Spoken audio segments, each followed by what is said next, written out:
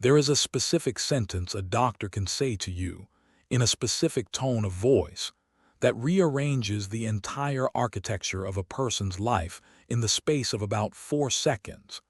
And I have spent the 10 years since I heard it trying, without complete success, to explain to people who weren't in that hospital corridor with me exactly what those 4 seconds felt like.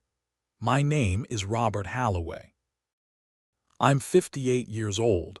I work as a structural engineer for a firm based in Nashville, Tennessee, and on a Tuesday afternoon in March, 10 years ago, a pediatric specialist named Dr. Gerald Finch pulled my wife Diane and me into a small consultation room at Vanderbilt Children's Hospital, closed the door with a specific, careful quietness that I understood even before he spoke, meant nothing good was coming, and told us, in a whisper that somehow felt worse than if he'd simply said it at a normal volume, that we needed to prepare ourselves. Our daughter Lily was 3 years old. Dr.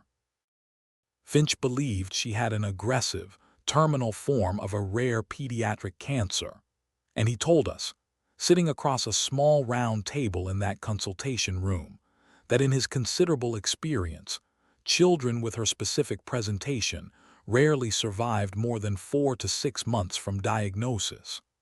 I want to describe what those 4 seconds did to the rest of that day, because I think it matters for understanding everything that came after. Diane made a sound I had never heard her make before, and have never heard her make since, something between a gasp and a moan that came from somewhere considerably deeper than an ordinary reaction to bad news. I remember gripping the edge of that small round table hard enough that my knuckles went white, staring at Dr. Finch's face, at his careful, practiced expression of professional sympathy, and feeling the entire physical world around me go strange and distant, the way I imagine it feels to watch your own life happening to someone else from several feet outside your body. Lily had been sick for about 6 weeks before that consultation, presenting with a cluster of symptoms: persistent low fevers, unexplained bruising, a specific worrying fatigue that had our normally boundless 3-year-old sleeping through most of her afternoons, that had taken us through 2 rounds of blood work, an ultrasound, and finally a bone marrow biopsy before landing us in that small room with Dr. Finch, who had, by that point, built a considerable reputation at Vanderbilt as one of the region's leading pediatric hematology-oncology specialists, a man whose diagnosis, in the world Diane and I inhabited that spring, carried the specific, terrifying weight of an oracle. I remember the specific texture of those 6 weeks leading up to the diagnosis, the slow, accumulating dread of watching your child's ordinary energy drain away in increments small enough that each individual day seemed almost normal, and only the cumulative comparison, Lily at the start of February compared to Lily by the middle of March, revealed how much had actually changed. Diane noticed the bruising first, small purple marks on Lily's shins and forearms that appeared without any memory, on either of our parts, of an injury that would explain them, the kind of thing a pediatrician initially waved off as ordinary toddler clumsiness before the pattern became too persistent to dismiss that easily. Our regular pediatrician, Dr. Sarah Kwan, ordered the first round of blood work out of an abundance of caution more than genuine alarm, and I remember the specific shift in her own demeanor when those results came back, a careful, measured concern that sent us within 4 days to Vanderbilt Children's Hospital and eventually to Dr. Finch's office. The bone marrow biopsy itself was one of the hardest single days of that entire 6-week stretch. Watching our 3-year-old sedated for a procedure neither Diane nor I fully understood the mechanics of beforehand, sitting in a hospital waiting room afterward holding each other's hands in a specific, wordless terror that neither of us had ever experienced together before, not through either of our own childbirths, not through any crisis in our marriage up to that point. Doctor Finch called us in for the results 4 days later, and I remember, even before he said a single word, reading something in his face and in the careful, deliberate way, he closed the consultation room door that told me, on some level, that whatever he was about to say was going to be the hardest thing either Diane or I had ever heard. If you've been enjoying stories like this, hit that subscribe button. It genuinely helps the channel, and we've got a lot more coming in this one. Now let's get back to it. I do not want to spend a long time describing the 2 weeks that followed that consultation, because I think most parents who have lived through anything similar will understand the general shape of it without my needing to walk through every detail, and because I want to spend most of this story on what happened afterward, which is the part that actually matters.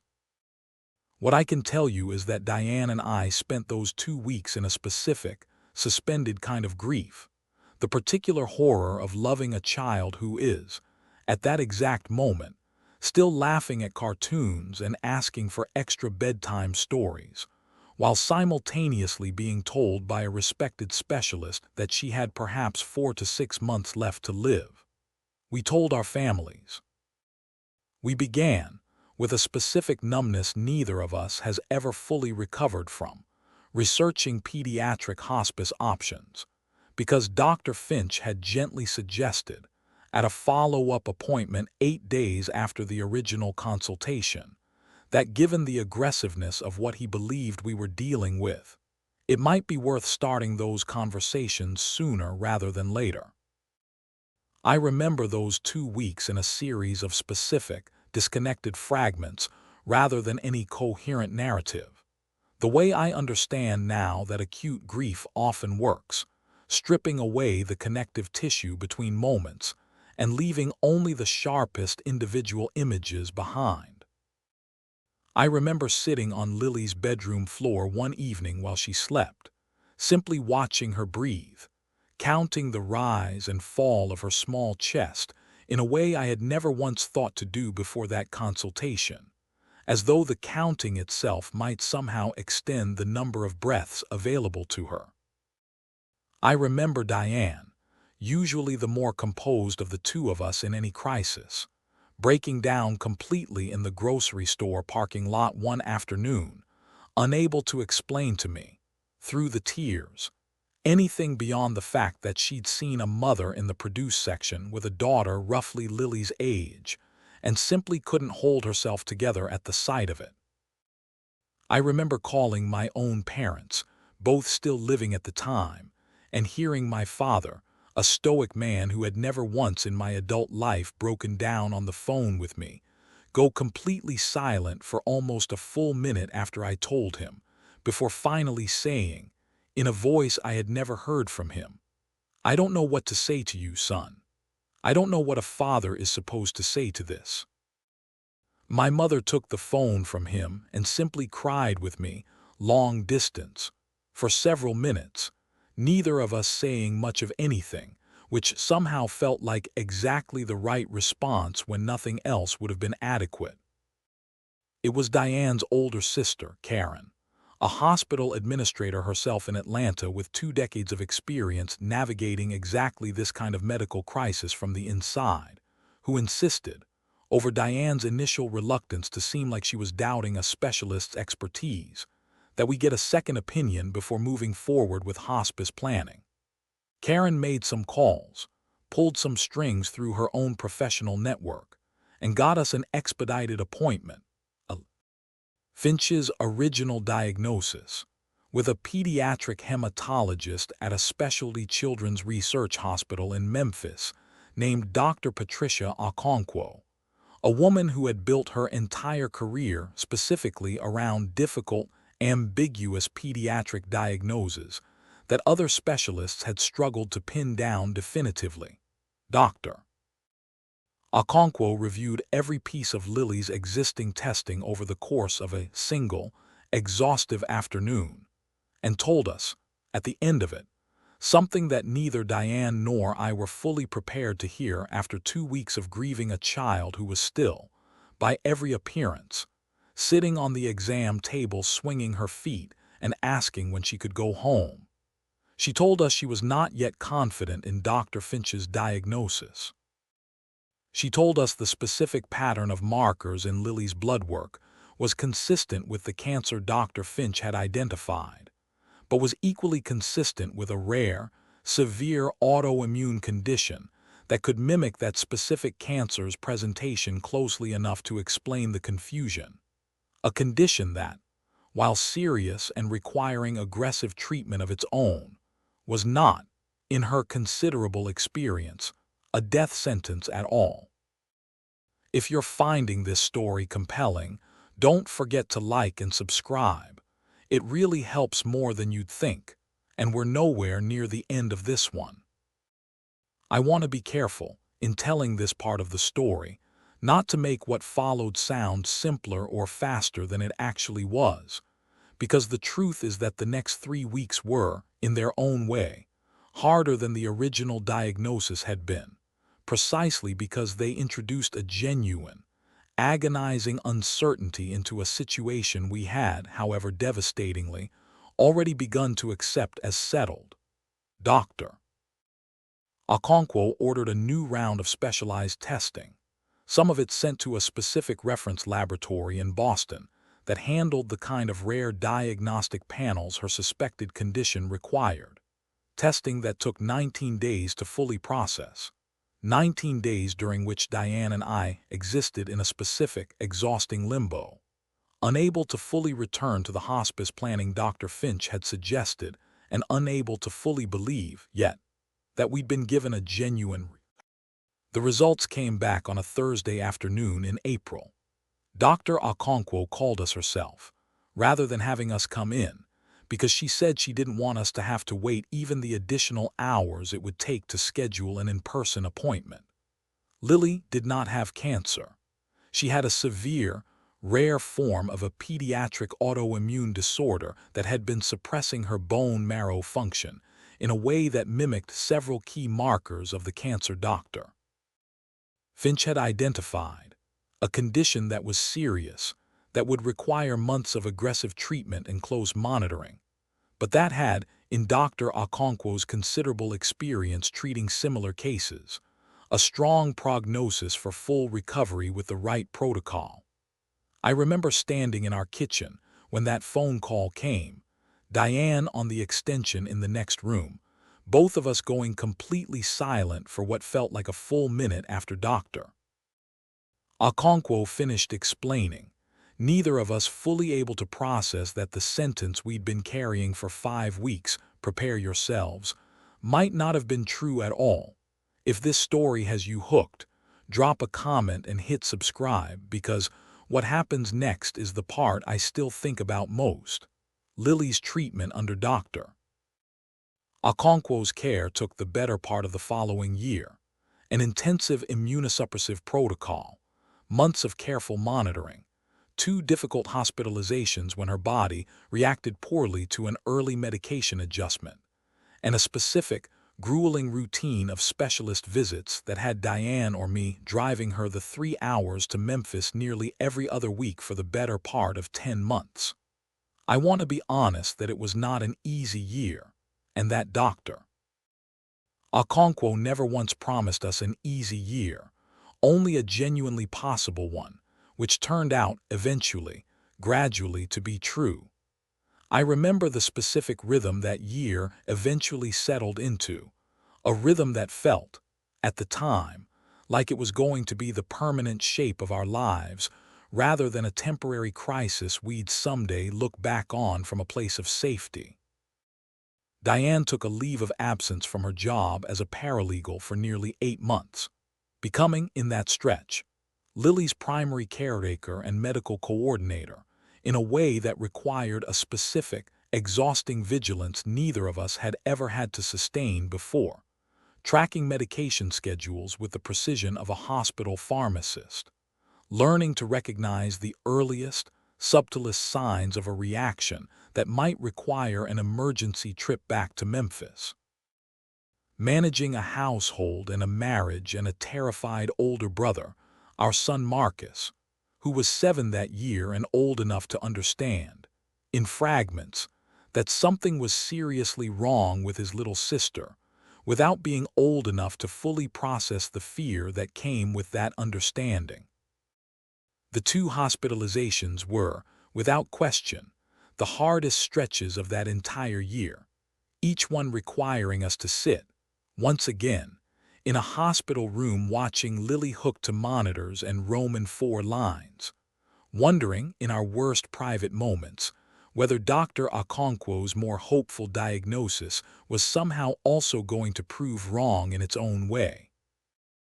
The first hospitalization in July came after Lily developed a severe allergic reaction to an early medication in her protocol, a frightening 48 hours that had Dr. Okonkwo herself coming in on a weekend to personally manage her care, an act of dedication that meant more to Diane and me than we ever fully found the words to express to her afterward. The second in October was less acute but more prolonged, nearly a full week monitoring a concerning drop in Lily's blood counts that eventually resolved on its own, but that required, in the meantime, a level of careful, hour-by-hour observation that left both Diane and me running on almost no sleep for most of that week. Lily's blood work began normalizing by that autumn. Her energy returned in the specific, overwhelming way a genuinely sick child's energy returns once treatment finally starts working.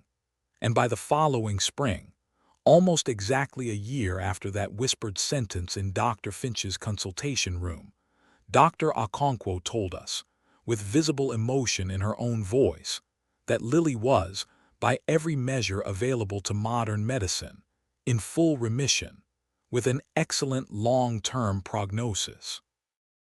I have not, in the 10 years since, found adequate words to describe what it feels like to watch a doctor tell you, with careful confidence, that your child is going to die, and then watch a different doctor, working from the same underlying data with a different specialist's eye, prove that assessment wrong.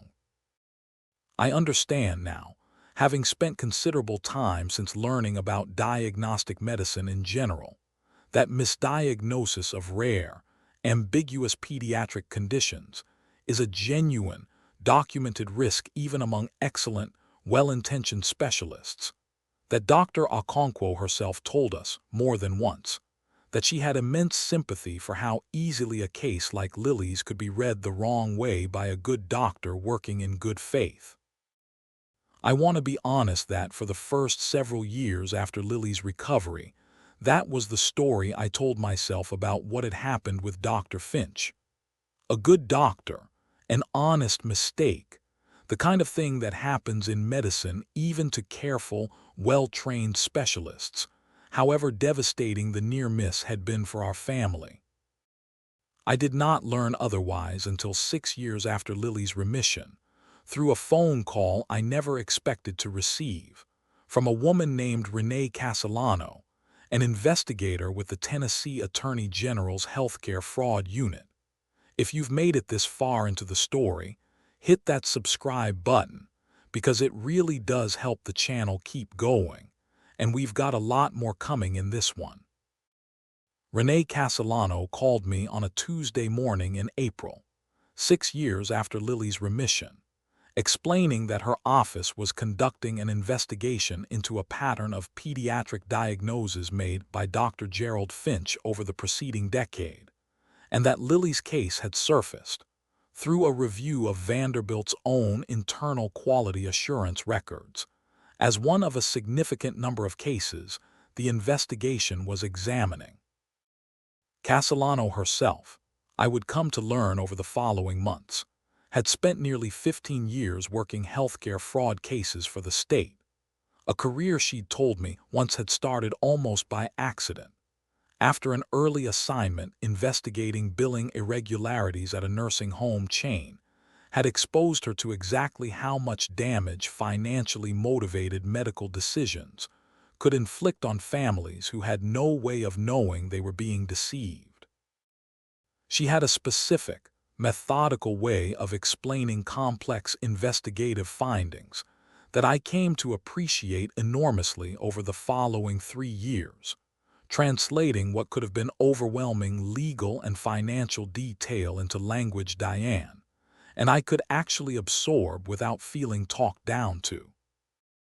I want to describe what that call did to me, standing in my own kitchen 6 years after our family's crisis had resolved into what I'd believed was simply a painful, closed chapter of our lives. A specific, disorienting reopening of something I genuinely thought I'd finished processing, replaced almost instantly by a cold, focused attention I hadn't expected myself capable of feeling that early on a Tuesday morning. I remember gripping the kitchen counter in almost exactly the same way I'd gripped that small round table in Dr. Finch's consultation room a decade earlier, a specific physical echo that struck me even in the moment, as though my body remembered the posture of receiving devastating news better than my conscious mind did. I want to be careful about what I say at this stage of the investigation, Castellano told me, but I think you deserve to understand, in broad terms, Finch's diagnostic pattern specifically. Our office received a complaint 18 months ago from a hospital administrator who had noticed something troubling in Dr. Finch's billing and diagnostic records over an extended period. An unusually high rate of aggressive, terminal cancer diagnoses in ambiguous pediatric cases, compared against outcome data from cases where families sought second opinions elsewhere, like your family did. What we found, over the course of our investigation, is a pattern that goes considerably beyond honest diagnostic difficulty, Mr. Halloway. I'm not in a position to detail everything yet, but I can tell you we believe Dr. Finch was engaged in a systematic pattern of diagnosing severe, terminal conditions in cases with genuine ambiguity, cases where the honest, careful reading would have required considerably more extensive testing before reaching any conclusion. Why would he do that?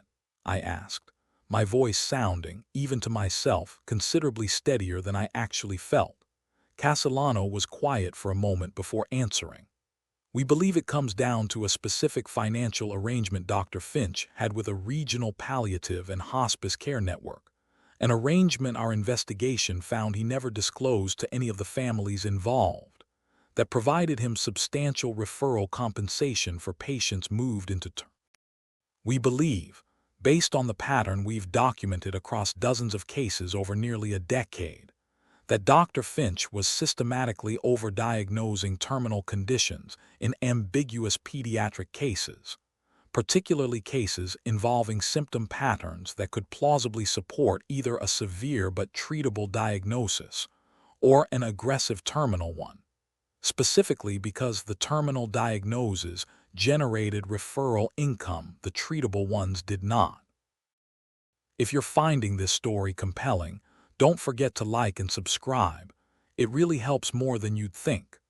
I sat down at my own kitchen table when she said that, needing a moment to fully absorb what she was describing, because the specific horror of it was considerably worse, in its own way, than the horror of the original whispered diagnosis had been. An honest mistake, however devastating, was something I had made a kind of peace with over 6 years. A deliberate, financially motivated pattern of falsely diagnosing children as terminally ill, specifically because the false diagnosis generated income an honest one wouldn't have.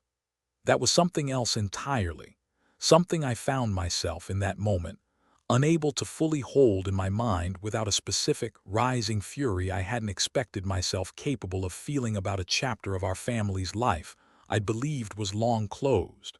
How many other families? I finally. That's part of what we're still working to establish fully, Castellano said. But our preliminary review has identified at least 41 cases over a 9-year period where Dr. Finch's diagnosis was later substantially revised or fully reversed by a subsequent specialist, in a direction that moved patients from a terminal prognosis toward a treatable one.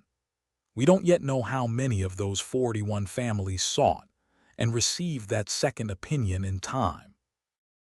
We're still working to locate and contact families in several of those cases, some of whom, I want to be honest with you, may not have had access to the kind of expedited second opinion your sister-in-law was able to arrange for you. I did not sleep well for several nights after that call, turning over, again and again, the specific arithmetic of what Castellano had described: 41 families, some unknown number of whom had not had a Karen in their lives, a hospital administrator's sister with the professional connections to expedite a second opinion within 11 days, some unknown number of whom, I understood with a specific, sick clarity, might have followed Dr. Finch's hospice recommendation all the way through to its conclusion, grieving a child who might, with different diagnostic care, have survived. If you've been enjoying stories like this, hit that subscribe button. It genuinely helps the channel. Castellano's investigation took nearly 3 years to fully develop into a criminal case, a process I learned considerably more about than I ever expected to, because I agreed when she asked to serve as one of the case's witness families, providing our own medical records, our own account of the original diagnosis, and the second opinion that overturned it, testimony that Castellano's office told us would help establish the broader pattern the prosecution needed to prove. Finch's diagnoses weren't simply honest mistakes, but a deliberate, sustained scheme. Those 3 years brought a specific, gradual education in exactly how methodical financial fraud investigations actually work, considerably slower and more painstaking than any legal drama had prepared either of us to expect. Castellano's team spent the first year largely on document review, subpoenaing over a decade of Dr. Finch's billing records, referral patterns, and diagnostic documentation, cross-referencing them against outcome data from every hospital system in the region, a process that eventually expanded the investigation's scope well beyond the original complaint that had first flagged his pattern. The second year involved locating and interviewing dozens of other families, a considerably more emotionally difficult phase of the investigation than the document review, requiring Castellano's team to reach out to parents who had, in some cases, spent years believing they'd simply lost a child to an unavoidable illness, only to learn, through that phone call, that the diagnosis itself might have been wrong. I met several of those other families over the course of the investigation, at depositions, and eventually at the trial itself, and I want to describe the particular, complicated solidarity that developed among us, a group of people bound together by a shared experience none of us would have wished on anyone, ranging across the full spectrum of outcomes, families like ours whose children had survived because a second opinion caught Dr. Finch's error in time, families whose children had survived treatment that was harder and more prolonged than it needed to be because precious weeks had been lost to an incorrect diagnosis, and the families, hardest of all to sit with, whose children had not survived at all.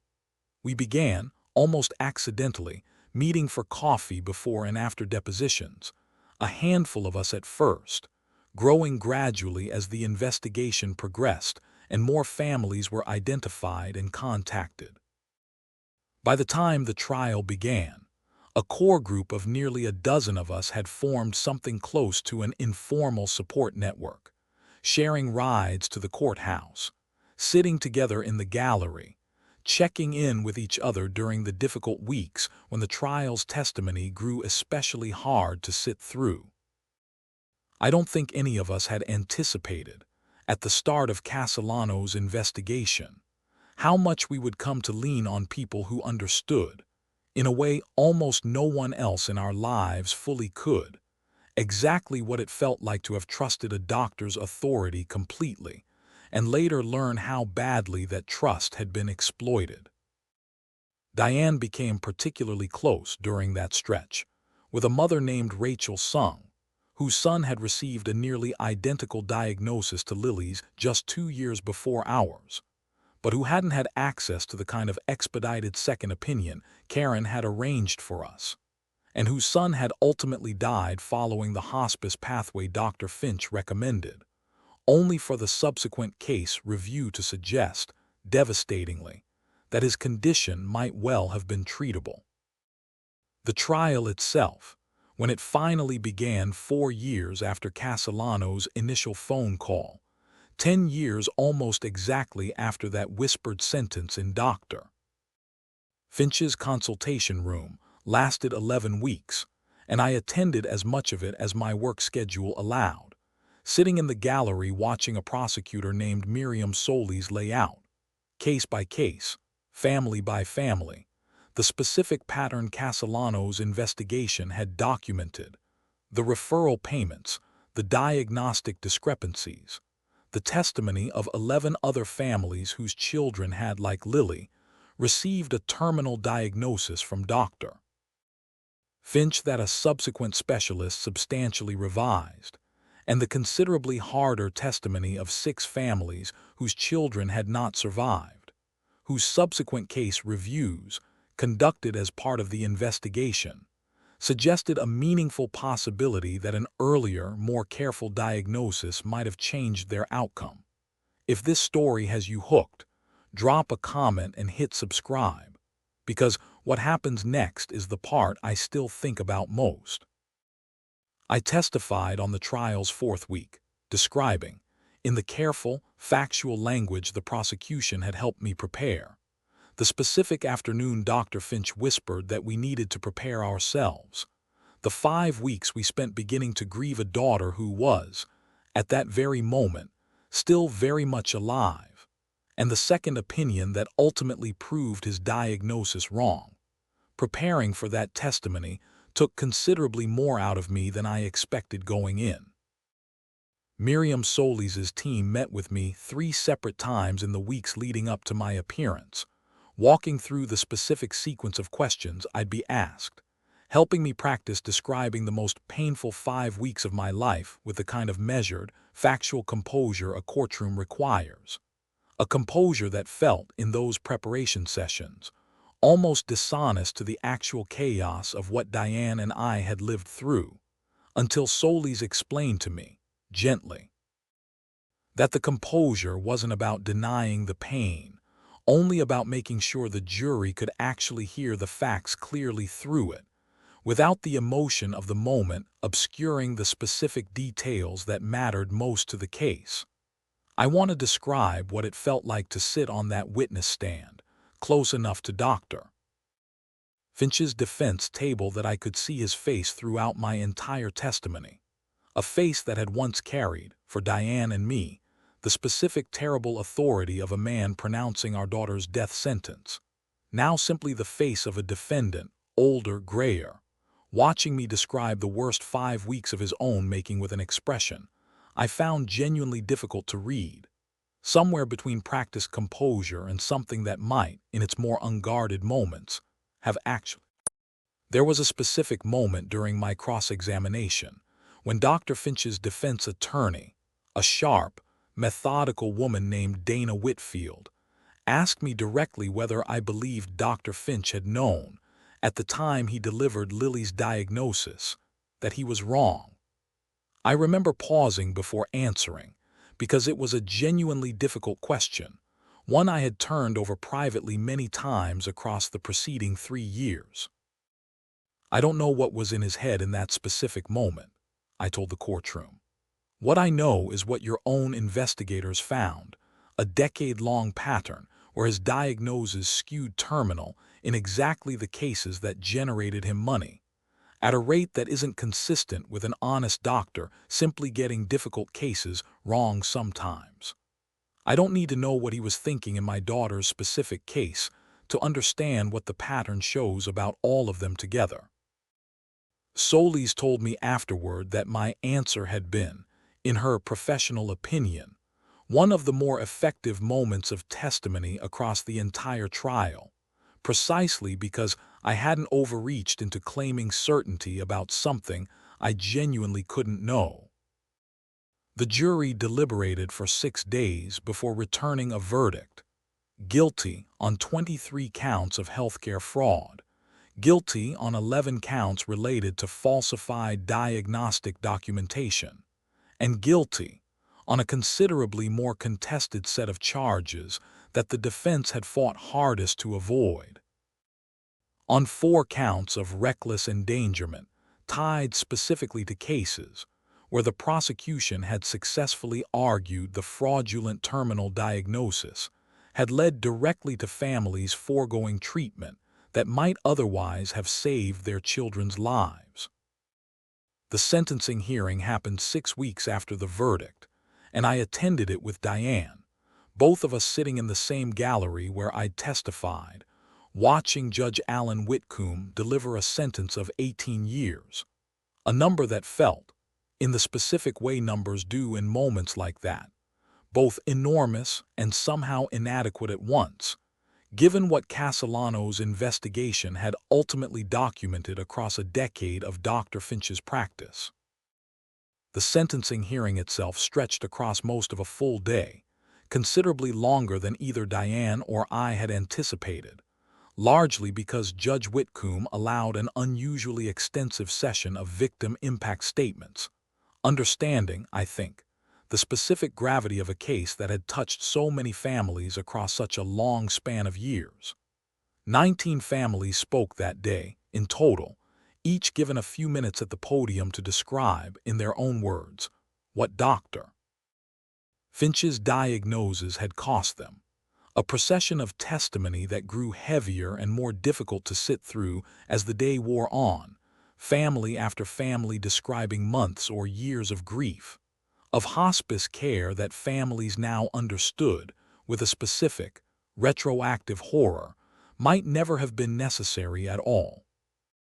What I remember most clearly from that sentencing hearing, more than the number itself, was a moment during the victim impact statements, when a woman I had never met, a mother named Patricia Odom, whose 7-year-old son had died 11 months after Dr. Finch's terminal diagnosis, 4 years before our own family's crisis, stood at the podium and read a statement describing, in careful, devastating detail, the specific months she and her husband had spent following Finch's hospice recommendation, choosing to let their son pass peacefully, rather than pursue what they now understood from the subsequent case review might have been a genuinely treatable condition.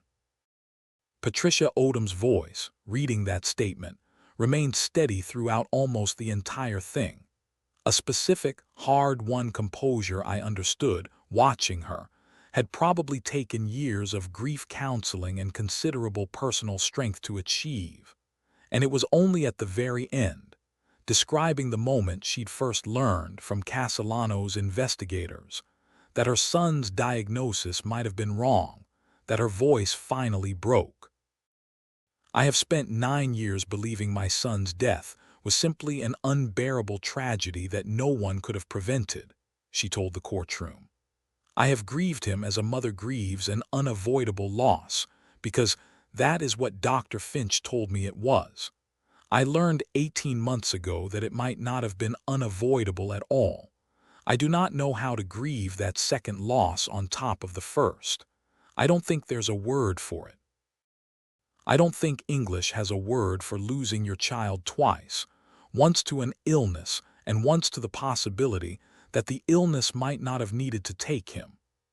I sat in that gallery, holding Diane's hand, understanding with a specific, sick clarity that Patricia Odom's family had lived through the exact version of our own story that ended without a doctor.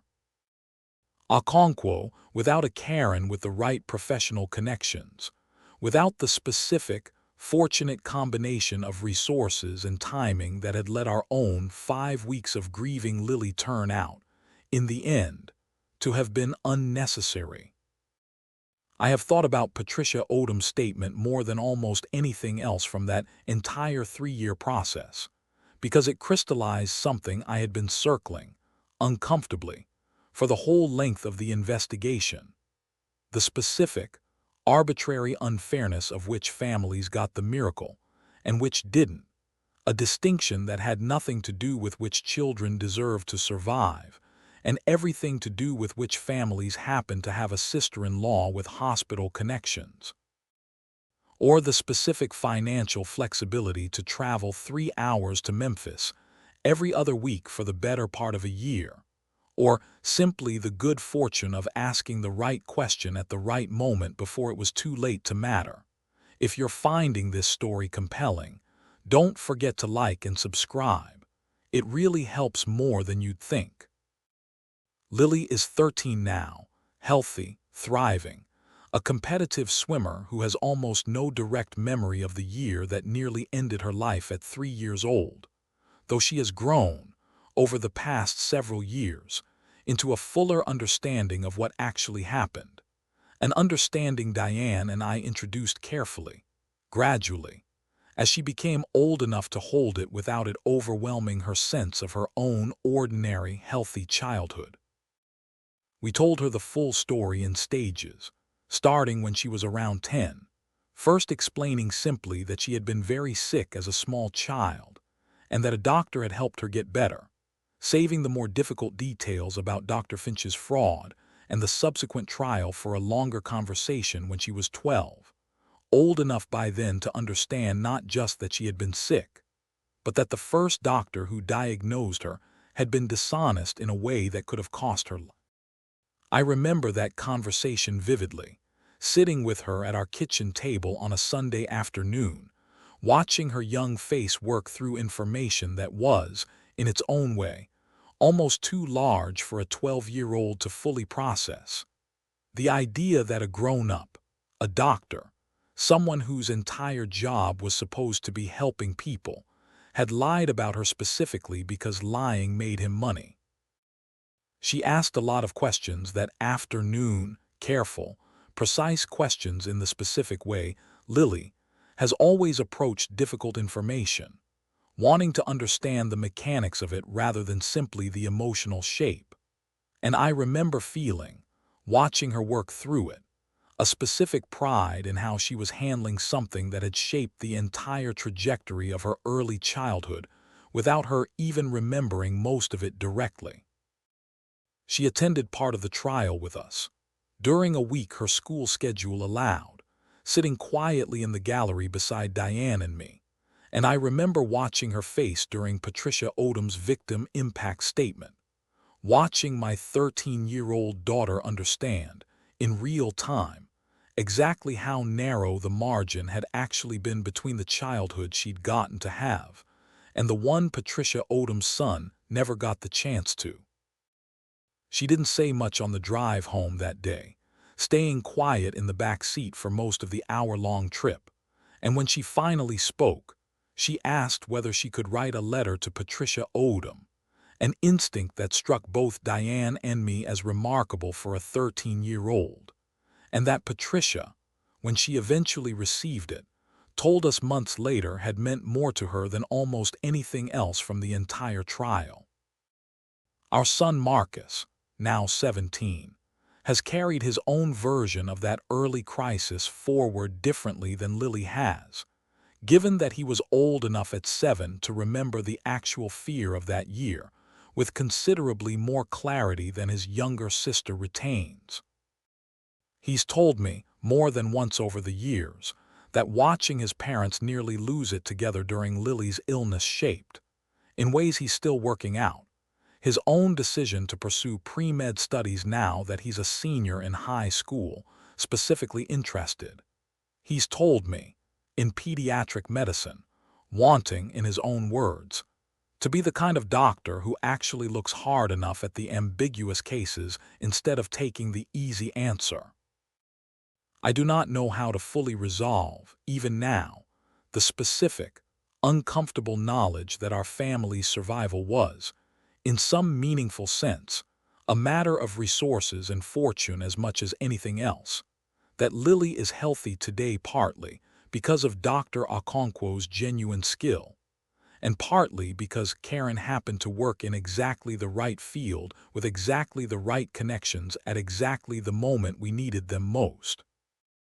What I can tell you is that Diane and I have spent the years since Lily's recovery, and considerably more intensively since Castellano's investigation first opened this entire chapter back up, trying to find ways to make that uneven margin matter for other families too. Speaking. When Castellano's office, and later the prosecutor's office, asked us to, at other families' request, about the specific importance of seeking a second opinion when a diagnosis carries the weight out. Working with a small nonprofit, Karen helped connect us to that specifically funds expedited specialist consultations for families who don't have a Karen of their own in their lives. The nonprofit, called Second Look, has grown considerably since Karen first introduced us to its founder, a former oncology nurse named Deborah Castillo, who started the organization nearly 15 years ago after watching her own sister navigate a difficult, ambiguous diagnosis without the resources to pursue a proper second opinion. Diane now sits on Second Look's regional advisory board, helping direct a portion of its funding specifically toward families in situations similar to what ours once was, ambiguous pediatric diagnoses, where a second specialist's opinion could meaningfully change the outcome, but where the family lacks the financial flexibility or professional connections to secure that second opinion quickly enough for it to matter. We've helped, in the 4 years since Castellano's investigation first reopened this chapter of our lives, fund expedited consultations for 6 families, 3 of whose situations, we later learned, resulted in diagnostic corrections that changed their child's treatment path in genuinely significant ways. I think about those 6 families often, wondering whether any of them will someday find themselves, a decade from now, telling their own version of this story to someone else, the way I'm telling mine to you now. I hope if they do, it's a considerably shorter story than ours turned out to be, a story where the second opinion simply happened in time, without a decade-long fraud investigation and an 11-week trial required to close the loop afterward. But I've come to understand, over the years since Lily's illness, that not every family's story gets to be short and simple, and that the longer, harder version of this story, the one that took 10 years and ended in a Nashville courtroom, mattered too, in its own way, for the 41 families whose cases Castellano's investigation eventually documented, and especially for the ones like Patricia Odom's who never got their own second chapter. I didn't know, sitting in that small consultation room 10 years ago listening to Dr. Finch whisper the sentence that reshaped our entire family, how long a road it was eventually going to be between that whisper and the sentencing hearing, where I finally watched him held accountable for it. I didn't know how many other families, like Patricia Odom's, were carrying versions of our own story that never got the second chapter we were fortunate enough to receive.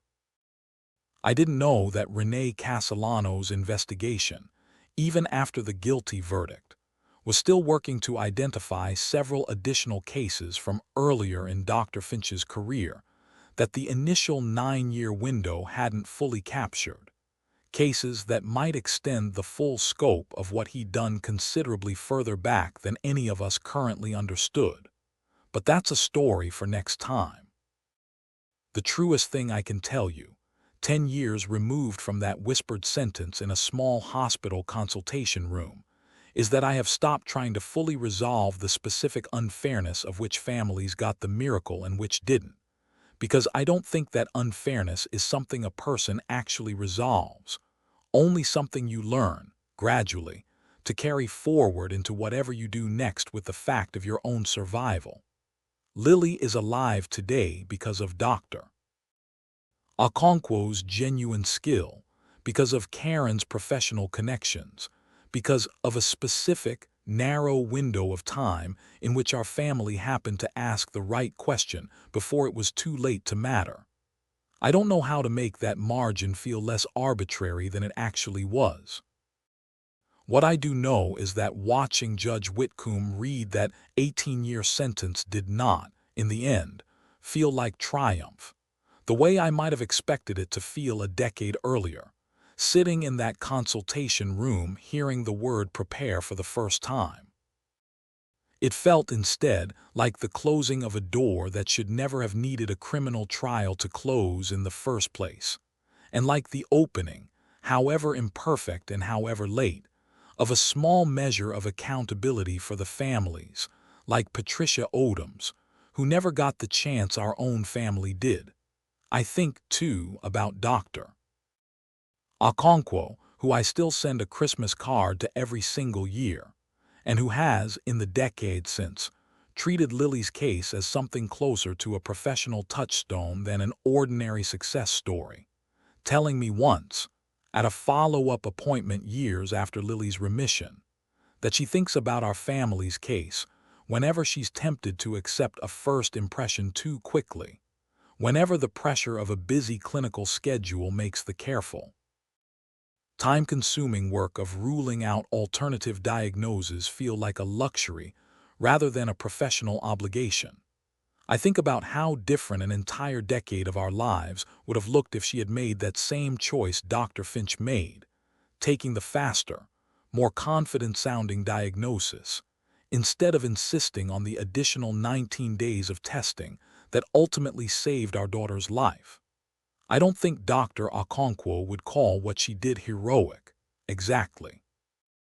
I think she would call it simply doing her job carefully, the way every family deserves to have their child's diagnosis handled. And I think that specific, unglamorous carefulness, more than anything else in this entire story, is the thing I most want other parents to understand is worth insisting on, however uncomfortable it might feel to seem like you're doubting a respected specialist's expertise. If this story moved you, let me know in the comments and hit that subscribe button so you don't miss what happens next. And if you or someone you love is currently facing a difficult or uncertain medical diagnosis, please know that seeking a second opinion is always a reasonable and valid choice. You deserve complete, careful information before making decisions that matter this much. Thanks for being here. For real.